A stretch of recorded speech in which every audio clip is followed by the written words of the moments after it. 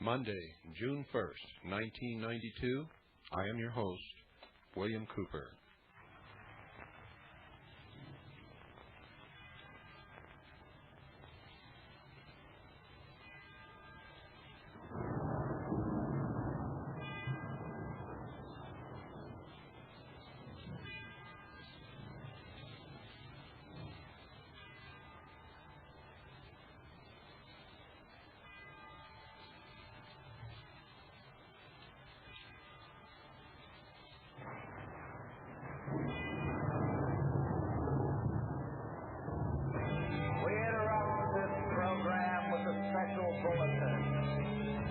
America is now under martial law. All constitutional rights have been suspended. Stay in your home. Do not attempt to contact loved ones, insurance agents, or attorneys. Shut up. Do not attempt to think or depression may occur. Stay in your home. Curfew is at 7 p.m. sharp after work. Anyone caught outside the gates of their subdivision sectors after curfew will be shot. Remain calm. Do not panic. Your neighborhood watch officer will be by to collect urine samples in the morning. Anyone caught interfering with the collection of urine samples will be shot. Stay in your home. Remain calm.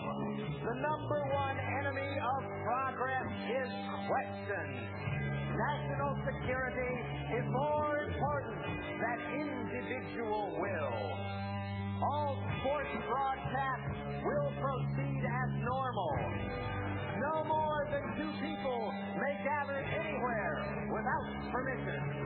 Use only the drugs prescribed by your boss or supervisor. Shut up! Be happy. Obey all orders without question. The comfort you demanded is now mandatory. Be happy. At last, everything is done for you.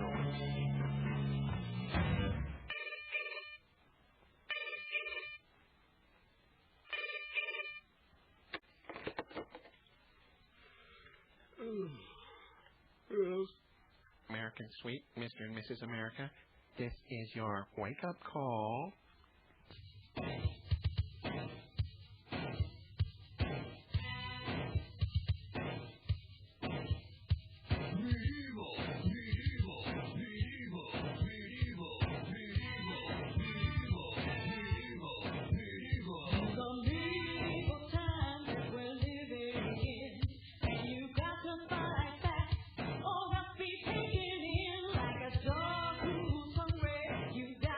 Survive.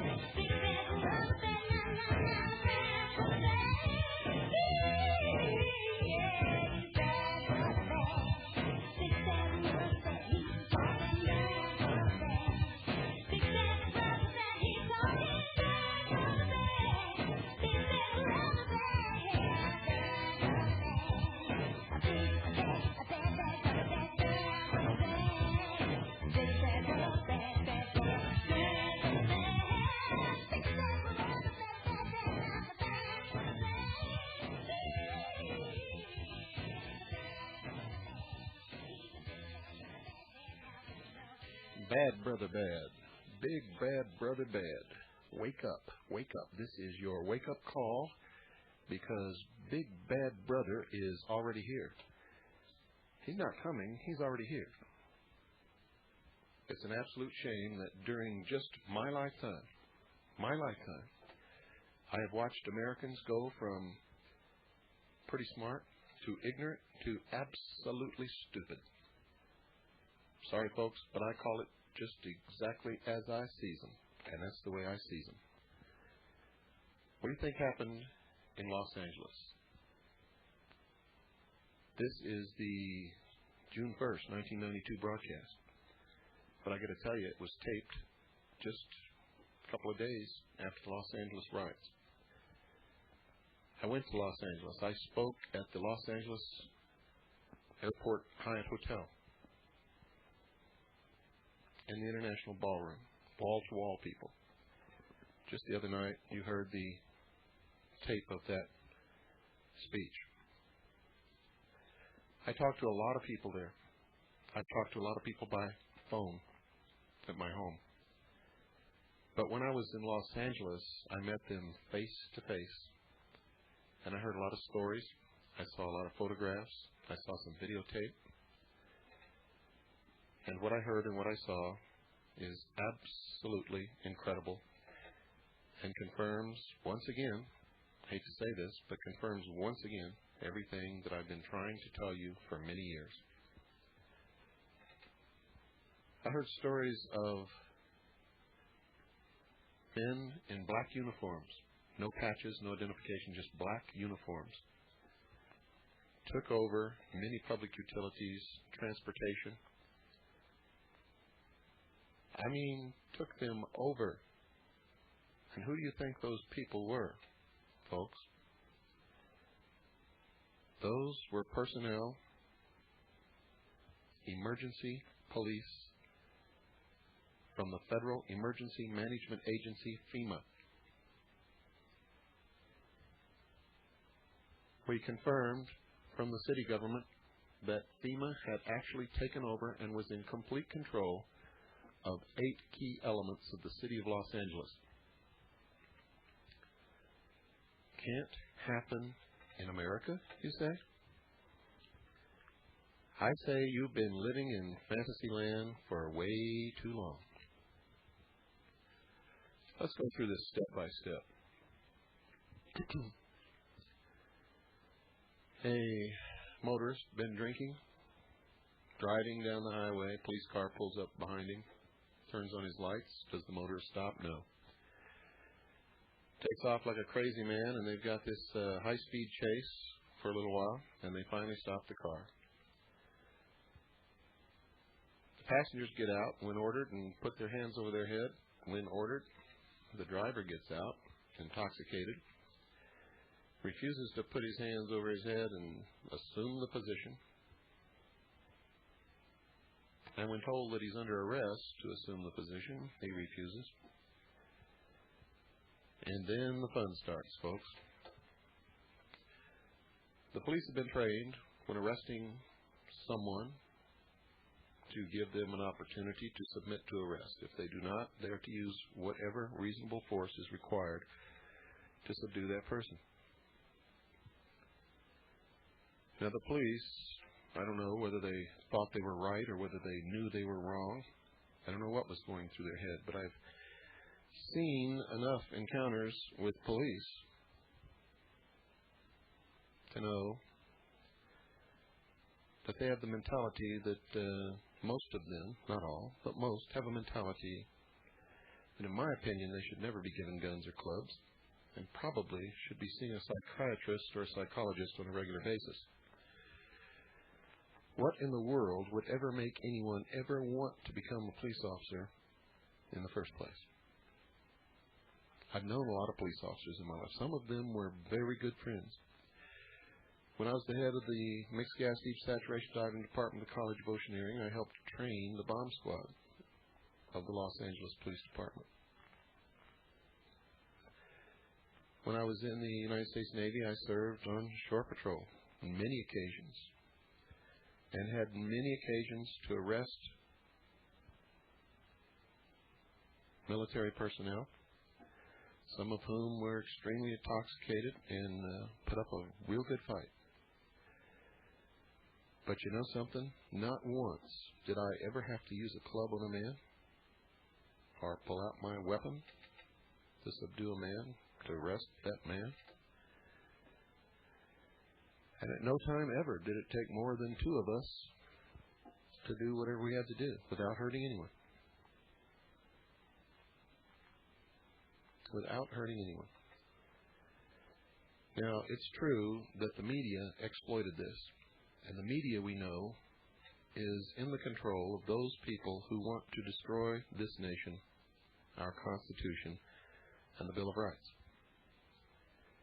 How do we know that? Because many of us have been doing in-depth research on who owns and controls the media for many years. There's no question. The media didn't show us the whole tape, and there was quite a bit of tape. They didn't show it all to us because they didn't want us to see Rodney King belligerent, refusing to submit to arrest, lashing out at officers. The only thing that they wanted to do was inflame the nation, and they did that. Rodney King was beat repeatedly while he was on the ground, helpless. He didn't have a weapon. And there was no excuse for the action of those police officers. And at the same time, there was no excuse for the action of the media.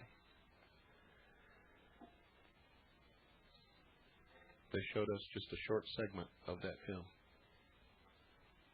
The most inflammatory segment was not balanced.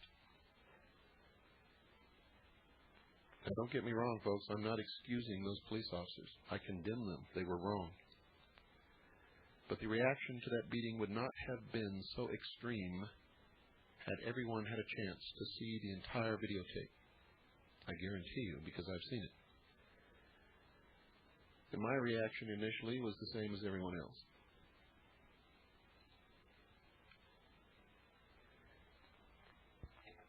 Over a period of time, these police officers were charged because of the uproar of the public, and rightly so. They should have been charged. But the wrong charge was brought against them. They were charged with assault, with intent to commit bodily harm. The correct charge should have been battery. Battery, folks. Battery. There's a big difference. Assault is the threat to harm. Real threat. You pull a weapon and point it at someone's head, that's assault. You threaten to kill someone, that's assault.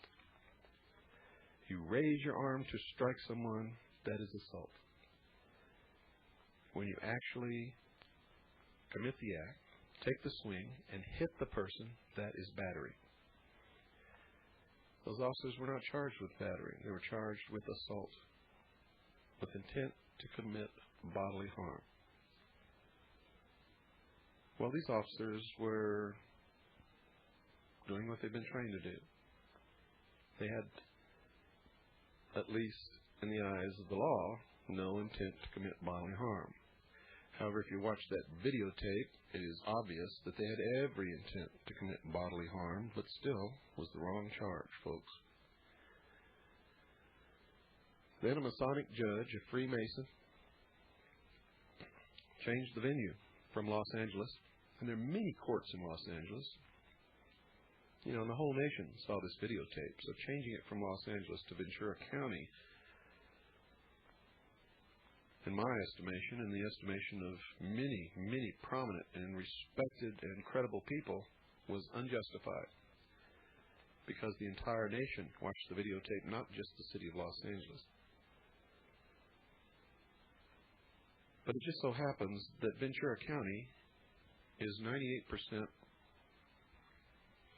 white and Hispanic, and about 2% black. Actually, less than 2% if you look at the actual figures, the most recent ones available. It also just happens to be the county where over 2,000 police officers and their families live. That's right. Over 2,000 police officers and their families. And this judge knew that when he changed the venue to Simi Valley in Ventura County. And by the way, folks, only 2 of those jurors actually came from Simi Valley, so don't be so quick to condemn that little town.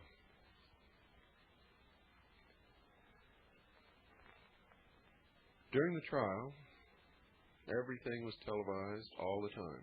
The defense made their points and their case very well. They were very convincing in that the officers were trained to subdue with whatever reasonable force is necessary anyone who refuses to submit to arrest. And their argument was that they were doing what they were taught to do, what they were trained to do, and they had no malice and had no intent to inflict bodily harm, only the intent to make Rodney King assume the position and submit to arrest. Well, what is this assume the position phrase that I keep using? Well, it's a phrase that street people use. It's a phrase that police officers use. It's a phrase that's used in the courtroom. What it means most of the time is spread your legs, spread your arms, and lean face forward against the wall, any wall, or a car. Sometimes when there's no wall or car available, or if they're having you exit from an automobile, they will tell you to stand up, stand still, spread your legs, put your hands behind your head. For those of you who have never watched this in action, that is what is meant by assume the position.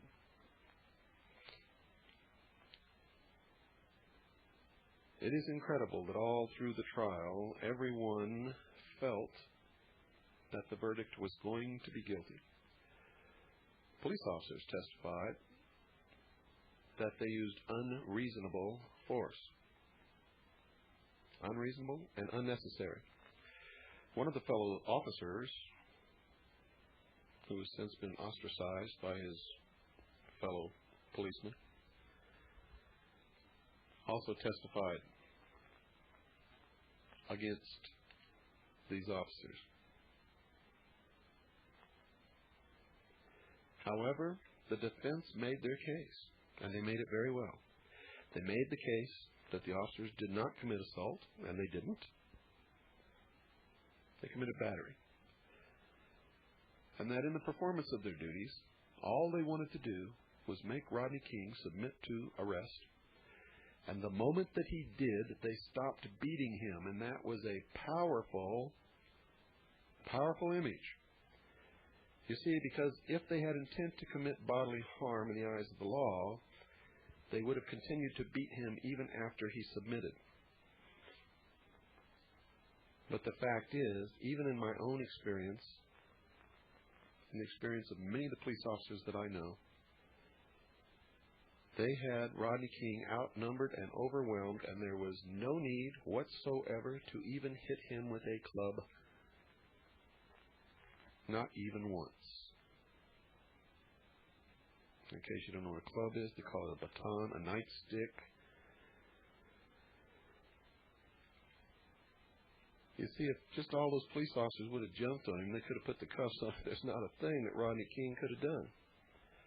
Those police officers, the very best that I can say about them is that they exercised very poor judgment.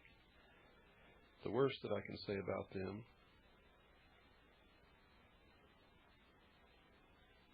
is that they were racist, mean,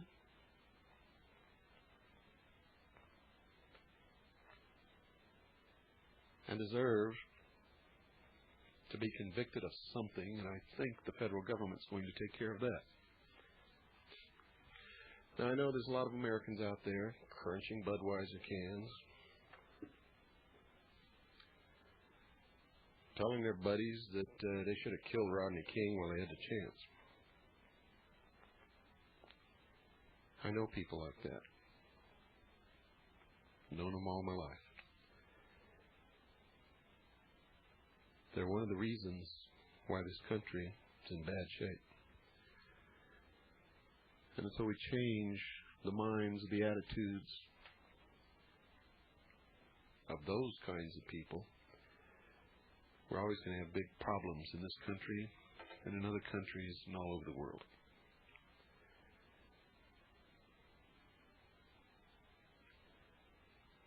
There just isn't any room on this earth anymore, folks, for bigotry and racism. It won't work.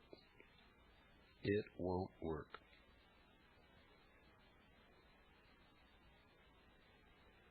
And I got news for you. I think there are powerful forces at play that are going to be very, very harsh on those who think that it will work.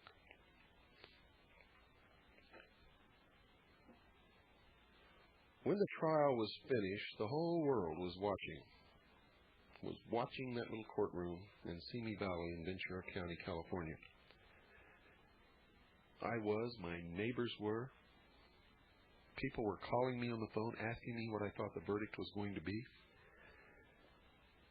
I told my wife that because of the change of venue and because both judges were Freemasons, that I had a sneaky suspicion that the instructions to the jury would ensure a not guilty verdict, otherwise known as acquittal. And I told my wife and several people on the phone who called that if this happened, there would be a cry of outrage that would be heard around the world, and that the blacks in Los Angeles would be out on the streets. I told my wife there would probably be riots. I had no idea, folks, had no idea that it would go to the extremes that it did, that people would be killed, beaten, that buildings would be burned and businesses destroyed, and the degree of looting was way beyond anything that I had expected. However, in retrospect, knowing what we know now, we all should have expected it, all of us, because it was a test. It was a dry run. It was engineered from beginning to finish. See, the instructions the judge, the Masonic judge, the Freemason judge, gave to the jury was such that they had no choice but to come back with the verdict that they came back with. And many jurors have tried to explain why they came in with that verdict of acquittal. And they're all explaining it wrong because they don't even understand why they did it. You see, they looked at all the evidence, and then they listened to the instructions of the judge, and the instructions of the judge is what put the evidence in perspective for them in a way that they had to come in with a verdict of acquittal. The instructions of the judge was very simple. Within the scope of the law, did they commit assault with intent to commit bodily injury? The answer was no, at least in the eyes of the law, at least in the eyes of that courtroom. Another one of the instructions was, if you find that these officers were performing within the parameters of their training, you cannot find them guilty. And according to their training, they were definitely performing within the parameters of their training, especially in the city of Los Angeles, where that kind of brutality is common. Where Chief Gates himself, before he arose to the position of chief, had been accused on several occasions of using unnecessary force on blacks in Los Angeles. Having lived in Los Angeles and the surrounding area, I have watched it happen so many times that trying to look back and count the incidents that I had seen, I was not able to come up with a number because it's just too many. I remember when I lived in Long Beach, there was a raid on a house across the street from my apartment building. And they drug these people out. All were black. They handcuffed them and had them all laying on the ground. And every once in a while, an officer would walk over and stomp on one. And, of course, the blacks were extremely angry, were yelling obscenities and epithets at the officers. And I watched as officers drew their clubs and just beat one woman senseless. And she kept screaming. She had spirit and she had guts and she wasn't going to shut up. But she was subdued. She was handcuffed. She was lying on the ground, was no threat to anyone. And she was beat. When the men began to scream, stop beating her, then they beat the men. While they waited to haul them away. Now, I actually witnessed this from the window of my apartment building directly across the street. And this is just one of the things that I've seen over the years that I lived in the Los Angeles area. We are moving into a police state, folks. And if you don't believe that, just watch your television on Friday and Saturday night. Programs like Cops, Top Cops, 911 Cops, SWAT Cops, Women Cops, Detective Cops, Grandma Cops, every kind of cop you can think of. And when did this start? And why so many programs about cops? And why is America so enthralled with watching police bust down doors, subvert the Constitution? I mean, literally right in front of your eyes. They break down doors without search warrants. The Constitution requires it, by the way. Most of you don't know that because most of you don't have a copy of the Constitution and never read it. If that makes you angry, so be it. It happens to be the truth. And you know it.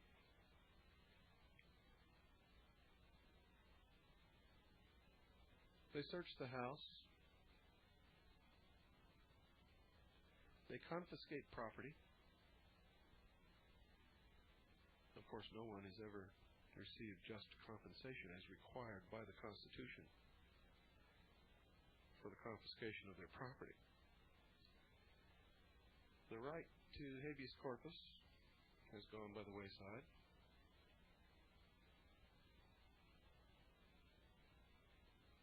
Now, this is incredible. We are losing our freedom of speech and many, many other things. Oh, the Fifth Amendment, folks.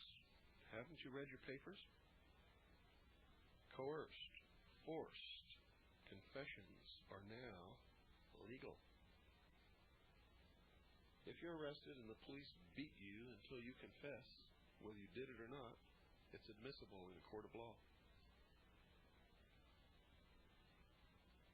Can't happen in America, you say? I say you better wake up. It has happened in America. It continues to happen. We're in deep trouble. The Constitution is in deep trouble. The Bill of Rights are almost all gone. We're being propelled, manipulated into a new world order, a one-world totalitarian socialist state that has no Bill of Rights and will have no Bill of Rights. And Americans don't even understand what's happening. Everybody feels in their gut there's something wrong, but nobody knows what's happening. Well, if you want to know what's happening, go read the Constitution of the United States of America and the articles and amendment thereof, and especially the first 10 amendments, and then look around and wake up. Wake up. This is your wake-up call. Los Angeles was a test run of implementing the police state. Los Angeles was a test run on the complete suspension of the Constitution and the implementation of the police state. FEMA took over. Now let me tell you something. California, the state of California, has enough National Guard troops that they could have quelled those riots. They could have taken care of everything themselves with no problem. They did not ask for federal troops, But they sure didn't refuse when the federal troops were sent into the city.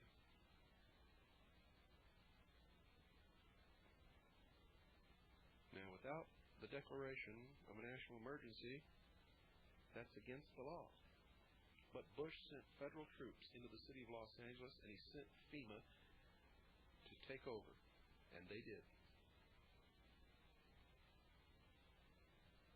FEMA's job, folks, is not to help in catastrophes, and we learned that in Hurricane Hugo.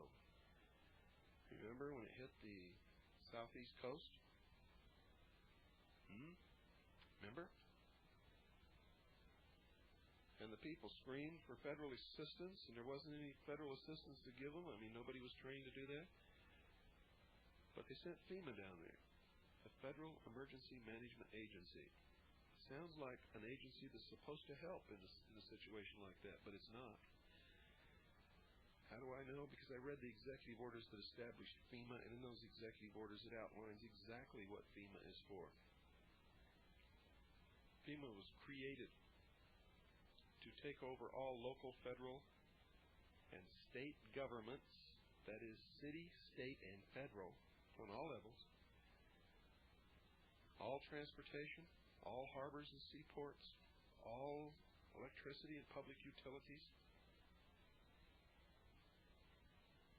And if I really read you the whole thing, you would feel chills going up and down your spine. FEMA was created to take over this country when the Constitution is suspended and America is overtly propelled into the New World Order by the traitors in Washington.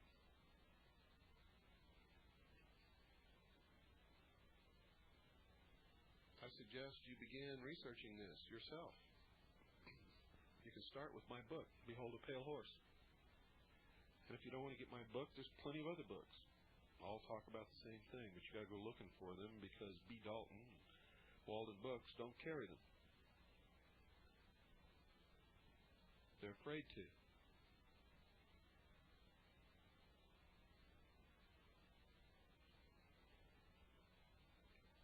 You can get my book by calling Stan Barrington at 602-567-6109. That's 602-567-6109. Or you can just write to Stan and ask him to send you a list of available material. You can do that on the phone, too.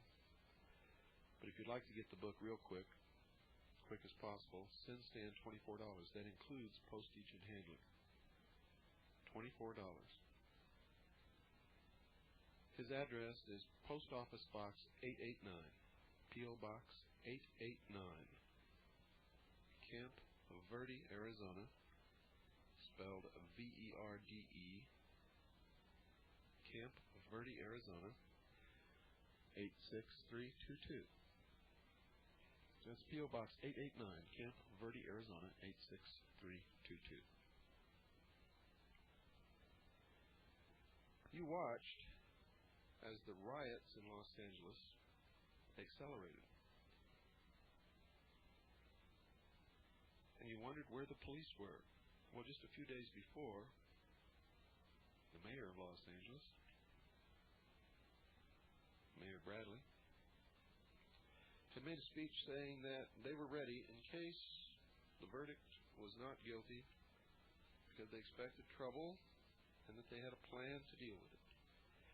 Chief Gates also gave a speech in which he said that they had a plan all written out. Everybody had been trained, that they'd been working on this ever since the Watts riots, that they were expecting trouble if the verdict was not guilty, and that he had even set aside monies to pay the extra officers that he would have to call back to duty in order to quell any problems that arose. Yet the officers that were in the streets stood and watched as buildings were torched, as looters and rioters ran through the streets, and on videotape, one officer broke down and began to cry. It's on videotape. And the reporter asked him what was the matter. Why was he behaving this manner? He said he was frustrated there was nothing he could do because they had been ordered not to interfere at all. No additional officers were called to duty. No National Guard were brought into the city. The leaders of the city, Mayor Tom Bradley, Congresswomen and Congressmen, city council members made inflammatory statements which were, in fact, inciting to riot. Members of Congress, civil rights leaders all over the country made inflammatory statements which were inciting people to riot. The Congresswoman from South Central Los Angeles was asked by a reporter on television. I was watching this myself and taped it, and I have it on videotape, along with the other things that I said is on tape. Was asked if she would make a public plea for the rioters to stop rioting and stop looting. She said, "No, I will not do that.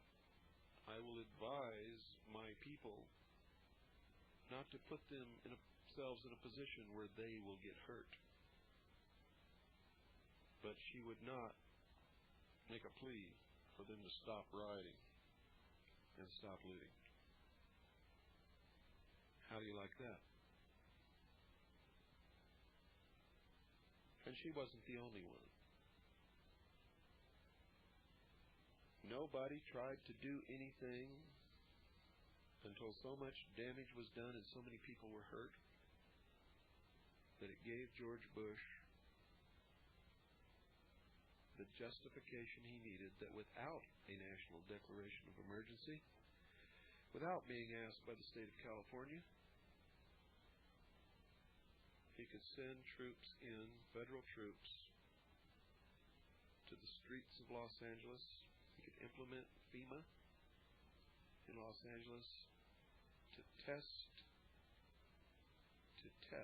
whether Americans are ripe for capitulation. And the results of the test is yes, they are. Nobody complained.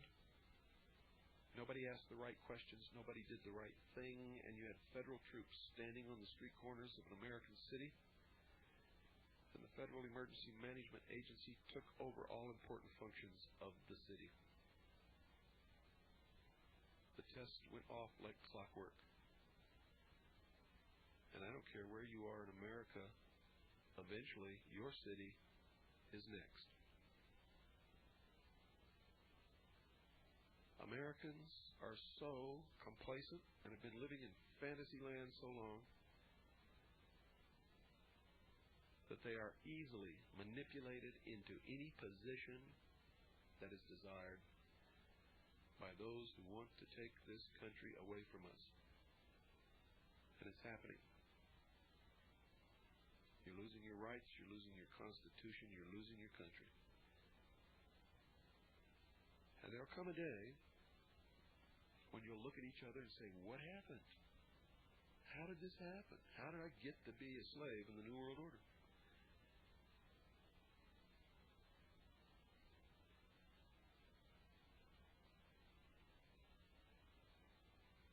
And I got to tell you something, folks. You've all got brains, but you're not using them.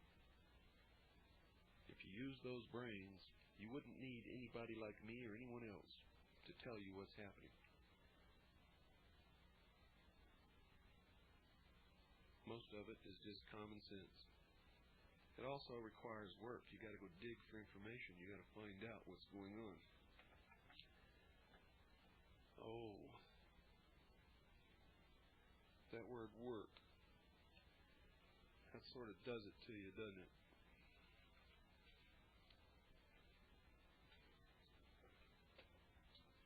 This is your wake-up call. This is the hour.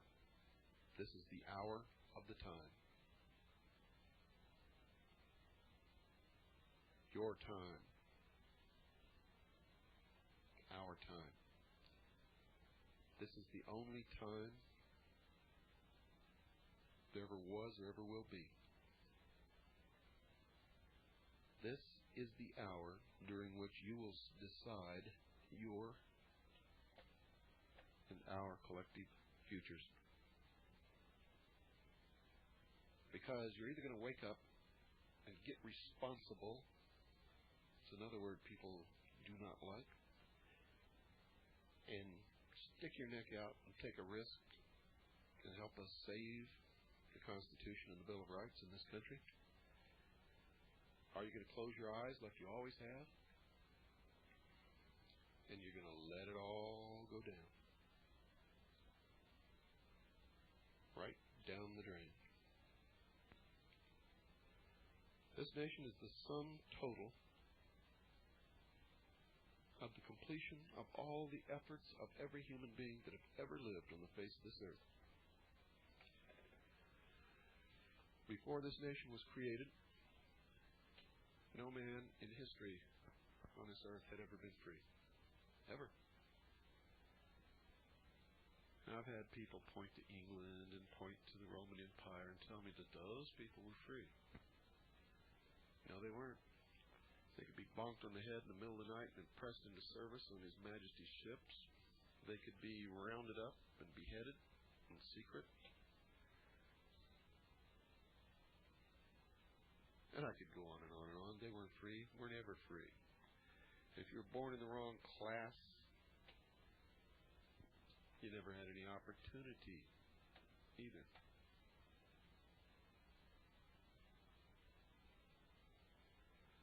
No, this nation did it. This nation was the great experiment brought about by our forefathers to see if man could really rule himself or not. To see if it was true what man had been saying all those years, thousands and thousands of years, that he didn't need kings and he didn't need masters and he didn't need to be a slave because he was capable of using his own brain and ruling himself. Well, we know that's a joke, don't we? Because our forefathers gave us the opportunity, gave us the Constitution, the Bill of Rights, every tool that we ever needed to stay free and rule ourselves. And we blew it. Through our apathy, our ignorance, our stupidity, our complacency, our unwillingness to speak up because you might lose some stupid job that you go down the street and get another one in a minute. Or you might lose your television set in every room. No, rather than do those things, you let your country be destroyed from within. From within, just like had always been predicted. And our forefathers said, as long as we had the right to keep and bear arms, nobody could ever destroy this nation but this nation itself. And that's what's happening. That is what's happening.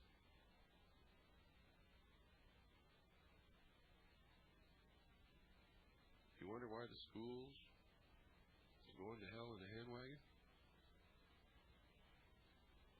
Well, there's a textbook that was just put out this year that said Truman solved the Korean problem with the use of atomic weapons.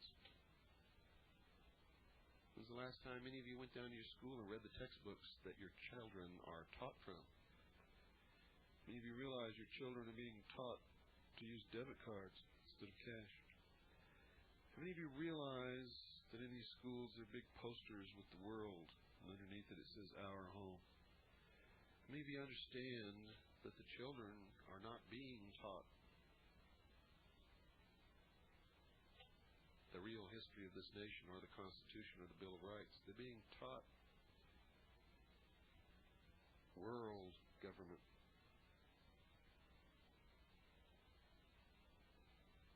It's true. All you got to do is go down and look.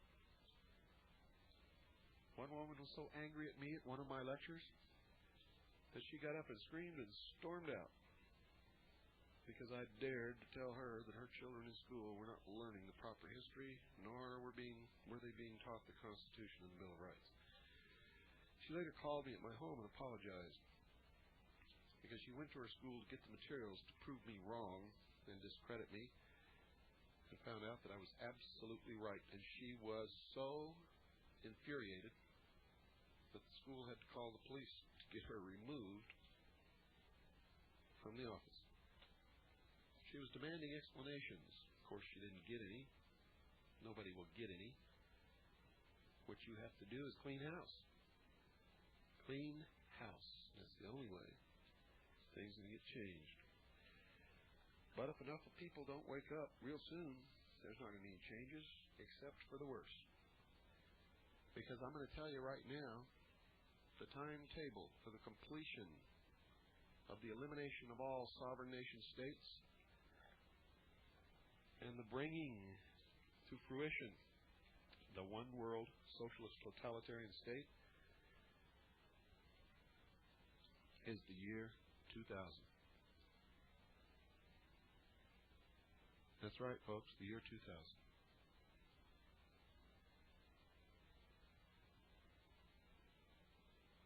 Now, you can also write to me. I want to hear your comments. I want to know if you're listening. I want to know what you think about this show. And I need to know how many people are listening. If I'm talking to 2 people out there, then this just isn't worth it. But if there are a lot of you listening, I need to know it. I need to know if I'm going to stay on the air. I hope there are a lot of people listening. Send me a postcard. William Cooper, Post Office Box 3299, Camp Verde, Arizona, 86322. Send me a postcard, that's all. Just tell me how many people in your family listen, or neighbors if they come over. What you think of this radio show. And if you want to put something bad down there, that's okay. I've been called every name in the book. Doesn't bother me a bit. If you want to put something good down there, that's okay too. Love to hear that. And send it to me, William Cooper, Post Office Box 3299, Camp Verde, Arizona, 86322. It's P.O. Box 3299, Camp Verde, Arizona, 86322. Now, don't order books from me because I don't handle books and materials. You can also order tapes of this broadcast if you are not taping it yourself. And you're welcome. We recommend that you tape it yourself and make copies and send it to whoever you want. That's what we're all about. But if you want to order tapes, call Stan at 602-567-6109. That's 602-567-6109. Or you can write to Stan and ask him for a list of available materials at P.O. Box 889, Camp Verde, Arizona, 86322. That's P.O. Box 889, Camp Verde, Arizona, 86322. Now, please do that, folks. Send me that postcard. Tell me how many people at your house are listening, whether they're neighbors, family members, I don't care. I need to know. You don't need to put a return address. I'm not interested in your name. You don't have to send your name or your address. Just let me know how many people are listening and what you think of the show.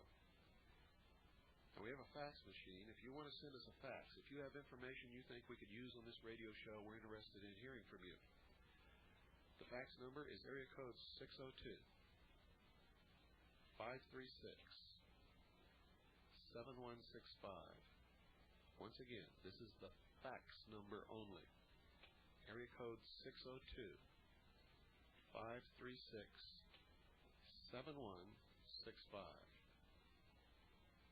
When you call that number to send a fax, listen to the answering machine. It will give you the instructions on what keys to punch so that we'll get the fax that you send. And if you want us to acknowledge any material that you send us, give us your name and we'll do that. If not, if you don't want to send your name, that's fine. We don't need any names or addresses. We're not fishing for anybody. There's other people out there doing that. Lots of them. We're just trying to save this country. And we hope to get you on the team, on the battlefield with us. Also, if you'd like to write me a letter or send me anything in the mail, you can send it to the same address as the postcards, P.O. Box 3299, Camp Verde, Arizona 86322. Send it to me, William Cooper. I'm interested in whatever you have to say or whatever you have to send. And I'll tell you, folks, if you've got information out there that we don't have or you think we need to inform the American people out, you send it to us. And we'll look it over. Little Pooh is standing here with the big giant earphones on as I take this broadcast. And she is really the reason that I keep going and trying so hard. She's looking up at me now with that big smile on her face. She'll be 2 years old May the 30th. Time flies. And it seems to me like it was just yesterday that he brought her home from the hospital and I stayed up all night for a week holding her because she was having problems and needed that. The future of this world belongs to the children. Won't you help me make it a good one for them? Good night, and God bless you all.